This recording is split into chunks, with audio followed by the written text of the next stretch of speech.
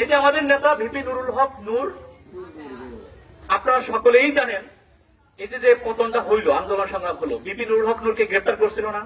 করেছিল। 9 দফা দাবি দেওয়া হয়েছিল, তার 8 দফায় আমরা লিখে দিয়েছিলাম।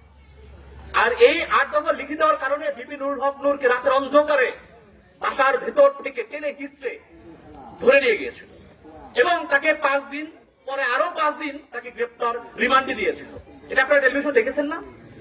দেখেন, একজন ব্যক্তি রিমান্ডে নির্যাতনে, যে ব্যক্তি সোজা হয়ে দাঁড়াতে পারে না, যে ব্যক্তি সোজা হয়ে দাঁড়াতে পারে না, যে ব্যক্তি কথা বলতে পারছিল না ভালো মতো করে, সেই ব্যক্তি সেই সময় বলেছিল যে এই স্বৈরাচার হাসিনা তত্ত্বাবধায়ক সরকারের 90% পতন হয়ে গেছে, আর মাত্র 10% পতন ঘটাতে হবে।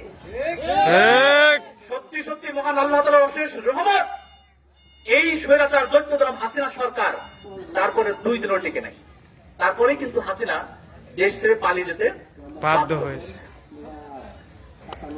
আজকে এই যে ছাত্র জনতা যাদেরকে দেখছেন, এই যে আমার দলে যেখানে যারা দেখছেন, এখানে যারা বসে আছে বা সামনে আমাদের দলের নেতা কর্মী যারাই বসে আছে, এদেরকে আপনারা যদি মনে করেন এরা কম বয়সী, এরা ছোট বয়সী, বয়স কম, কিন্তু না। 1971 সালের মহান মুক্তিযুদ্ধেও কারা সবচেয়ে বড় ভূমিকা পালন করেছিল?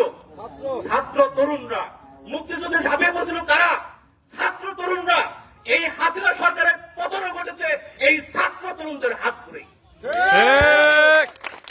আমরা পরিষ্কার ভাবে বলে দিতে চাই, ভিপি নুরের ঘোষণা বাংলাদেশের কোথাও কোন চাঁদাবাজি চলবে না। ভিপি নুরের ঘোষণা চাঁদাবাজি চলবে না। ভিপি নুরের ঘোষণা বাংলাদেশের কোথাও চাঁদাবাজি, কোন সহিংসতা, কোন নৈরাজ্য চলবে না।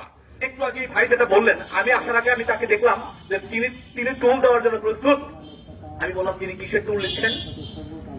এই টুল কোথায় যাচ্ছে তার হিসেব কেমন আছে? প্রতিদিন যদি 15-20 হাজার টাকা করে টুল তুলে, তাহলে প্রতি মাসে হচ্ছে কত টাকা? প্রায় 6 লক্ষ টাকা। এত টাকা কোথায় যায়? এই টাকাগুলো কার পকেটে ঢুকছে? সেগুলো হিসেব কি আমার আপনার নেওয়ার দরকার আছে না? নাই আছে। সুতরাং আমরা পরিষ্কার ভাবে বলতে চাচ্ছি, যারা চাঁদাবাজির সাথে যুক্ত আছেন, যারা মাদক বেচাকেনার সাথে যুক্ত আছেন, যারা অনিয়মের সাথে যুক্ত আছেন, তাদেরকে হুঁশিয়ারি দিয়ে বলতে চাই, আপনারা চাঁদাবাজি বন্ধ রাখেন, আপনারা মাদক দ্রব্য বেচাকেনা বন্ধ রাখেন, আপনারা দখলবাদ বন্ধ রাখেন, টেন্ডারবাজি বন্ধ রাখেন, নইলে এই গণ অধিকার পরিষদের ছাত্র তরুণরা আপনাদেরকে রুখে দিবে।